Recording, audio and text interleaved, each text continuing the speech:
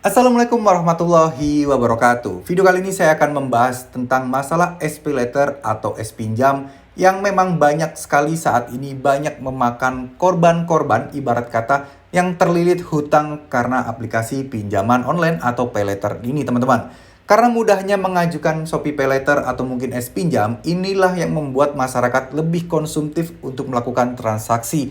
Di mana mereka kadang membeli barang-barang konsumtif di mana itu bukan kebutuhan mereka dan mereka tidak bisa membayar pinjaman tersebut.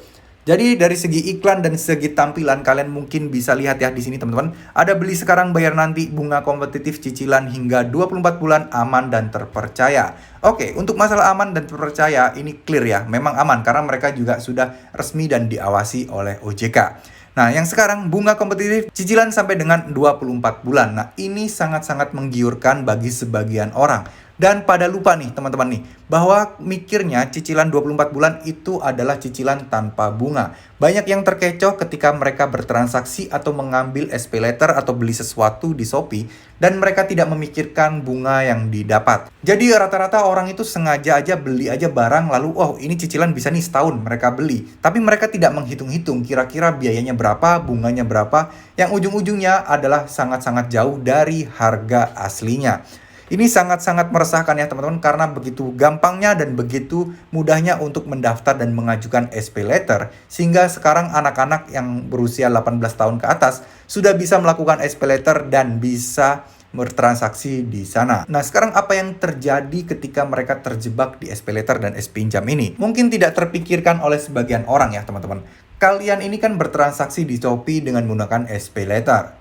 Nah, kalian kan menyantumkan beberapa alamat-alamat tempat pembelian kalian ketika kalian belanja ini. Ini berarti DC-nya atau pihak dari SPayLater ini bisa dengan mudah untuk membaca data transaksi kalian dan bisa mengunjungi alamat rumah kalian untuk melakukan penagihan hutang dari SPayLater. Jadi di sini saya ingin menekankan ya teman-teman buat kalian yang baru mau mulai menggunakan SPayLater, kalian perlu mempertimbangkan bahwa SPayLater ini juga ada bunganya loh. Ada transaksi yang harus kalian bayar nantinya, ada bunga keterlambatan yang harus kalian tanggung nantinya, dan ada resiko-resiko yang harus kalian tanggung jika kalian sampai telat bayar atau gagal bayar di Shopee S-Pinjam atau SPayLater ini teman-teman. Memang daftarnya gampang, pengajuannya mudah, tapi ketika kalian telat bayar, berbagai masalah akan muncul dari sini. Saya banyak mendapatkan cerita bahwa dia terlilit banyak hutang hanya karena awalnya di aplikasi PayLater seperti ini.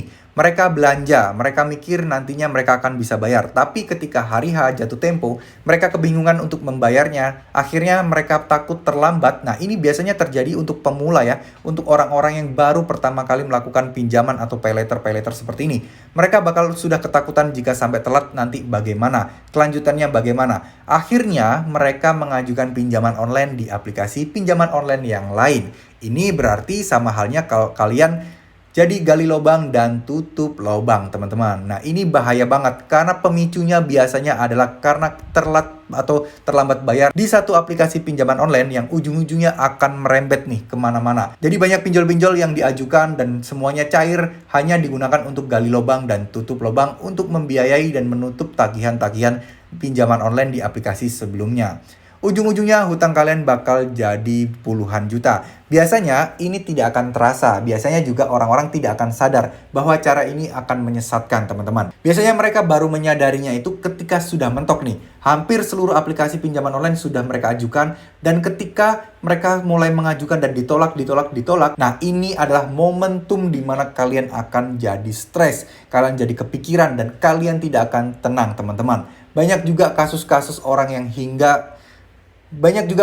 kasus di luar sana yang hingga menyakiti diri sendirinya atau berbuat negatif hanya karena terlilit hutang pinjol yang awalnya mereka sebenarnya memang tujuannya adalah untuk menyambung hidup karena ada musibah dan belanja. Kemudian karena mereka belum berpengalaman dan tidak memiliki wawasan tentang masalah pinjaman-pinjaman online seperti ini, akhirnya mereka terjebak di banyak aplikasi dan mereka stres dan tidak tahu harus berbuat apa. Jadi saran saya buat kalian para pengguna SPayLater atau Shopee Pinjam, sebaiknya kalian coba deh baca-baca literasi atau wawasan tentang aturan-aturan dari pinjaman online atau PayLater seperti ini. Jika kalian telat bayar, kalian harus gimana? Jika kalian gagal bayar resikonya itu seperti apa. Jika DC datang ke rumah kalian, kalian harus ngapain, apa saja hak-hak kalian, apa saja yang boleh dan tidak boleh dilakukan oleh DC pinjaman online yang untuk datang ke rumah kalian. Ini kalian harus pahami dulu dan harus kalian pelajari semuanya. Biar apa sih? Ya biar kalian tidak dibodoh-bodohin oleh mereka, teman-teman ya. Tidak dibodoh-bodohin oleh DC-DC pinjaman online. Kenapa? Karena mereka ini, DC-DC pinjaman online ini banyak banget meremehkan orang-orang atau debitur-debitur yang melakukan pinjaman di paylater atau pinjaman online. Mereka dengan semena-mena mengancam, dengan semena-mena menakut-nakuti hal-hal yang tidak bakal terjadi. Itu mereka biasanya menakut-nakuti. Contohnya apa? Contohnya misal akan dibawa ke jalur hukum, ektp akan diblokir, terus data kalian akan disebar, akan datang ke RT RW kalian, dan banyak lagi hal lainnya, teman-teman. Ini tidak hanya di SPayLater saja ya, tapi ya saya membicarakan paylater dan pinjaman online secara garis besar, teman-teman.